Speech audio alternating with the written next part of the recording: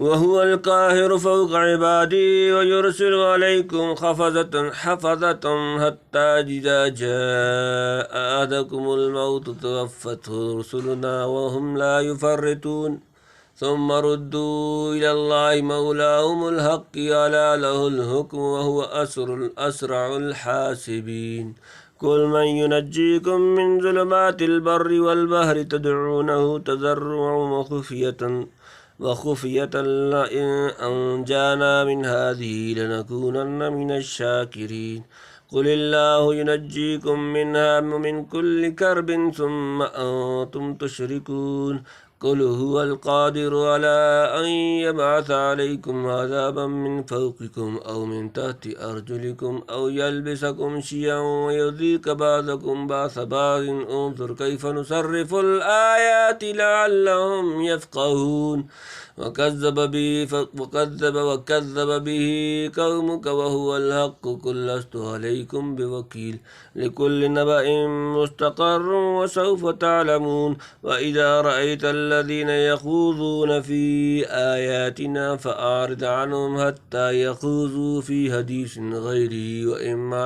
وإما ينسينك الشيطان فلا تقعد بعد الذكرى مع القوم الظالمين وما على الذين يتقون من حسابهم من شيء ولكن ذكرى لعلهم يتقون وذر الذين اتخذوا دينهم لعبا ولهوا وغرتهم الحياة الدنيا وذكر به أن تبصر نفس بما كسبت ليس لها من دون الله ولي ولا شفيع وإن تعدل كل عدل لا يؤخذ منها أولئك الذين أبسلوا بما كسبوا لهم شراب من حميم وعذاب أليم بما كانوا يكفرون وهو القاهر فوق عباده ويرسل عليكم حفظة حتى إذا جاء أحدكم الموت توفته رسلنا وهم لا يفرطون وہو اور وہی القاہر غالب فوق پر عبادی اپنے بندے ویرسل اور بھیجتا ہے علیکم تم پر حفظ نگہباں حتیٰ یہاں تک کہ اذا جب جا آپ پہنچے احدکم تم میں سے ایک کسی الموت موت فتوفتہ قبضے میں لیتے ہیں اس کو رسولنا اور ہمارے بھیجے ہوئے فرشتے اور وہ لا یفرطون نہیں کرتے کوتاہی اور وہی غالب ہے اپنے بندوں پر اور بھیجتا ہے تم پر موت کو تم پر نگہباں یہاں تک کہ جب آپ پہنچے تم میں سے کسی کو موت تو قبضہ میں لے لیتے ہیں ہمارے بھیجے ہوئے فرشتے اور وہ کوتاہی نہیں کرتے، یعنی وہ فرشتے جو تمہاری اور تمہارے اعمال کی نگہداشت کرتے ہیں، یعنی جو فرشتے روح قبض کرنے کے لیے بھیجے جاتے ہیں، یعنی جس وقت اور جس طرح جان نکالنے کا حکم ہوتا ہے اس میں وہ کسی طرح کی رعایت جو کوتاہی نہیں کرتے۔ ثم ردوا إلى الله مولاهم الحق ولا له الحكم وهو أسرع الحاسبين ثم پھر ردوا لٹائے جائیں گے اللہ کی طرف مولاہم ان کا مولا الحق کی سچا اللہ سن رکھو لہو اسی کا الحکم ہوا اور وہ اسرع بہت جلد الحاسبین حساب لینے والا، پھر پہنچائے جائیں گے اللہ کی طرف جو مالک ان کا ہے، سچا سن رکھو حکم اسی کا ہے اور وہ بہت جلد حساب لینے والا ہے، یعنی ایک لحظہ میں آدم کی عمر بھر کر کے بھرائی واضح کر دے۔ قل من ينجيكم من ظلمات البر والبحر تدعونه تضرعا وخفية لئن أنجانا من هذه لنكونن من الشاكرين قل آپ کہہ دیں میں من کون ینجیکم بچاتا ہے تمہیں من سے ظلمات اندھیرے البری خشکی والبحری اور دریا ندو تدعونہ تم پکاتے ہو اس کو تضرعا گڑ گڑا کر خفیۃ اور چپکے سے لئن کے اگر انجانا بچا لے ہمیں من سے حاضی اسے لنکون تو ہم ہوں من سے شاکرین شکر ادا کرنے والے۔ تو کہ کون تم کو بچا لاتا ہے جنگل کے اندھیروں سے اور دریا کے اندھیروں سے اس وقت میں کہ پکاتے ہو تم اس کو گڑگڑا کے اور چپکے سے کہ اگر آپ اس کو بچا لے میں اس بلا سے تو البتہ ہم ضرور احسان مانیں گے۔ قل اللہ ینجیکم منہا من کل کرب ثم انتم تشرکون، قل آپ کہہ دیں اللہ ینجیکم تمہیں بچاتا ہے، منہا اس سے، اور من سے، کل کرب ہر سختی، ثم پھر انتم تم تشرکون شرک کرتے ہو۔ تو کہہ دے اللہ تم کو بچاتا ہے اس سے اور ہر سختی سے، پھر بھی تم شرک کرتے ہو، تو کہ اس کو قدرت ہے اس پر کہ بھیجے تم پر عذاب، یعنی حق تعالیٰ باوجود علم محیط اور قدرت کاملہ کے،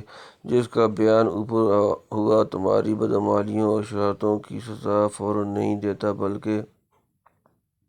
مصائب و شدائد کی اندھیروں میں پھنس کر تم اس کو عاجزی سے پکارتے ہو اور پختہ وعدہ کرتے ہو کہ اس مصیبت سے نکلنے کے بعد کبھی شاید نہ کریں گے، ہمیشہ احسان کو یاد رکھیں گے، تو بسا اوقات تمہاری دستگیری کر کے ان مہالک اور ہر قسم کی سختیوں سے نجات دے دیتا ہے، لیکن تم پھر بھی اپنے وعدے پر قائم نہیں رہتے اور مصیبت سے آزاد ہوتے ہی بغاوت شروع کر دیتے ہو۔ قل هو القادر على أن يبعث عليكم عذابا من فوقكم أو من تحت أرجلكم أو يلبسكم شيعا ويذيق بعضكم بعض بعض انظر كيف نصرف الآيات لعلهم يفقهون۔ قل آپ کہہ دیں ہوا وہ القادر قادر اعلیٰ پر ان کے یبعث بھیجے علیکم تم پر عذاب من سے فوقکم تمہارے اوپر، او یا من سے تحت نیچے ارجلکم تمہارے پاؤں، او یلبسکم یا بڑھا دے تمہیں شیعاً فرقہ فرقہ ویذیق و چکھائے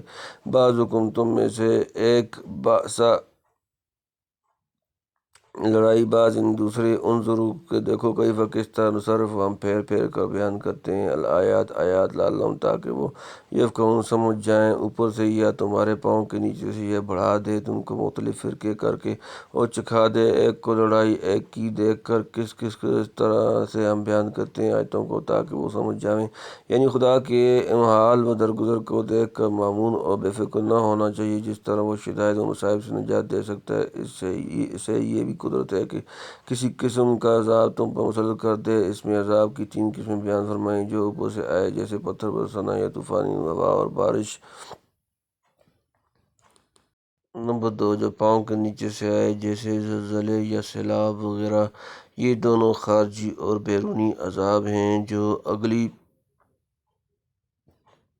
قوموں پر مسلط کیے گئے ہیں۔ حضور صلی اللہ علیہ وسلم کی دعا سے اس امت کو اس قسم کے عام عذاب سے محفوظ کر دیا گیا ہے، یعنی اس قسم کا عام عذاب جو گزشتہ اقوام کی طرح اس امت کا اتصال کر دے نازل نہ ہوگا۔ جزئی اور خصوصی واقعات اگر پیش آئیں تو اس کی نفی نہیں، ہاں تیسری قسم عذاب کی جسے اندرونی اور داخلی عذاب کہنا چاہیے، اس امت کے حق میں باقی رہی ہے، اور وہ پارٹی بندی، باہمی جنگ و جدل اور آپس کی خون ریزی کا عذاب ہے۔ موضوع القرآن میں ہے کہ قرآن شریف میں اکثر کافروں کو عذاب کا وعدہ دیا، یہاں کھول دیا کہ عذاب وہ بھی ہے جو اگلی امتوں پر آیا آسمان سے یا زمین سے، اور یہ بھی ہے کہ آدمیوں کو آپس میں لڑا دے اور ان کو قتل یا قید یا ذلیل کرے۔ حضرت نے سمجھ لیا کہ اس امت پر یہ ہی عذاب ہوگا، اکثر عذاب علیم اور عذاب مبین اور عذاب شدید اور عذاب عظیم انہی باتوں کا فرمایا ہے، آخرت کا عذاب بھی ہے ان پر جو کافر ہی مرے، یعنی قرآن کو یا عذاب کے آنے کو، کیونکہ وہ سمجھتے تھے کہ یہ سب جھوٹی دھمکیاں ہیں، عذاب وغیرہ کچھ نہیں آتا۔ وَكَذَّبَ بِهِ قَوْمُكَ وَهُوَ الْحَقُّ قُل لَّسْتُ عَلَيْكُم بِوَكِيلٍ، وَكَذَّبَ اور جھٹلایا بھی اس کو قوموں کا تمہاری قوم، وہوا حالانکہ وہ الحق حق، قل آپ کہہ دیں لست میں نہیں علیکم تم پر بے وکیل دروغہ، اور اس کو جھوٹ بتلایا تیری قوم نے حالانکہ وہ حق ہے، تو کہہ دے کہ میں نہیں تم پر دروغہ۔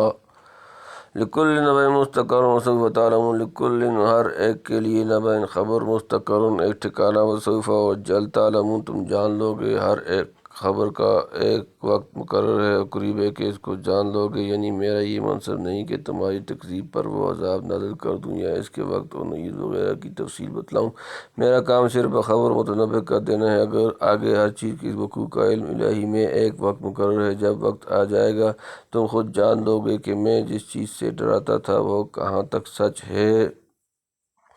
وَإِذَا رَأَيْتَ الَّذِينَ يَخُوضُونَ فِي آيَاتِنَا فَأَعْرِضْ عَنْهُمْ حَتَّى يَخُوضُوا فِي حَدِيثٍ غَيْرِهِ وَإِمَّا يُنْسِيَنَّكَ الشَّيْطَانُ فَلَا تَقْعُدْ بَعْدَ الذِّكْرَىٰ مَعَ الْقَوْمِ الظَّالِمِينَ۔ وَإِذَا اور جب رأیت تو دیکھے الذین وہ لوگ جو کہ یخوضون جگڑتے ہیں، فی میں آیاتنا ہماری آیتیں، فأعرض تو کنارہ کر لے عنہم ان سے، حتیٰ یہاں تک کہ یخوضوا وہ مشغول ہو، فی میں حدیث ان کوئی بات غیر ہی اس کے علاوہ، و اما اور اگر ینسین کا بھلا دے تجھے الشیطان شیطان، فلا تقعد تو نہ بیٹھ بعد الذکر یاد آنا، اور جب تو دیکھے ان لوگوں کو کہ جھگڑتے ہیں ہماری آیتوں میں تو ان سے کنارہ کر یہاں تک کہ مشغول ہو جائیں کسی اور بات میں، اور اگر بھلا دے تجھ کو شیطان تو مت بیٹھ یاد آ جانے کے بعد ظالموں کے ساتھ، یعنی جو لوگ آیات اللہ پر طعن و استہزاء اور ناحق کی نکتہ چینی میں مشغول ہو کر اپنے کو مستحق بنا رہے ہیں، تم ان سے خط ملت نہ رکھو کہ کہیں تم بھی ان کے زمرے میں نہ داخل ہو کر مورد عذاب نہ بن جاؤ، جیسا کہ دوسری جگہ فرمایا ہے انکم اذا مثلہم، ایک مومن کی غیرت کا تقاضا یہ ہونا چاہیے کہ ایسی مجلس سے بیزار ہو کر کنارہ کرے، اور کبھی بھول کر شریک ہو گیا تو یاد آنے کے بعد فوراً وہاں سے اٹھ جائے، اس میں اپنی عاقبت کی درستی، دین کی سلامتی اور طعن و استہزاء کرنے والوں کے لیے عملی نصیحت اور تنبیہ ہے۔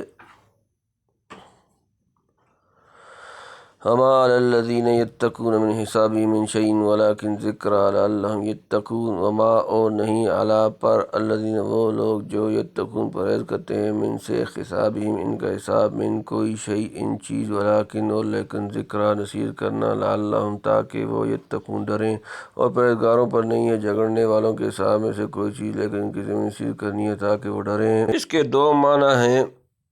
ہو سکتے ہیں، یعنی اگر پرہیزگار لوگ جھگڑنے اور طعن کرنے والوں کی مجلس سے اٹھ کر چلے آئے تو طاعنین کے گمراہی میں پڑے رہنے کا کوئی مواخذہ اور ضرر ان کے متقین پر عائد نہیں ہو سکتا۔ ہاں ان کے ذمہ بقدر استطاعت اور حسب موقع نصیحت کرتے رہنا چاہیے، شاید وہ بدبخت نصیحت سن کر اپنے انجام سے ڈر جائیں، یا یہ مطلب ہے کہ پرہیزگار اور محتاط لوگوں کو اگر کسی واقعہ معتبری دینی یا دنیاوی ضرورت سے ایسی مجلس میں جانے کا اتفاق ہو جائے تو ان کے حق میں طاعنین کے گناہ اور بعض پر اس کا کوئی اثر نہیں پہنچتا۔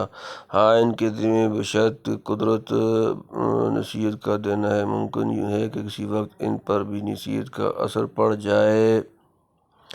وَذَرِ الَّذِينَ اتَّخَذُوا دِينَهُمْ لَعِبًا وَلَهْوًا وَغَرَّتْهُمُ الْحَيَاةُ الدُّنْيَا وَذَكِّرْ بِهِ أَن تُبْصَرَ نَفْسٌ بِمَا كَسَبَتْ لَيْسَ لَهَا مِن دُونِ اللَّهِ وَلِيٌّ وَلَا شَفِيعٌ وَإِن تَعْدِلْ كُلَّ عَدْلٍ لَا يُؤْخَذْ مِنْهَا أُولَٰئِكَ الَّذِينَ أُبْسِلُوا بِمَا كَسَبُوا لَهُمْ شَرَابٌ مِّنْ حَمِيمٍ وَعَذَابٌ أَلِيمٌ بِمَا كَانُوا يَكْفُرُونَ۔ وَذَرِ اور چھوڑ دے الَّذِينَ وہ لوگ جو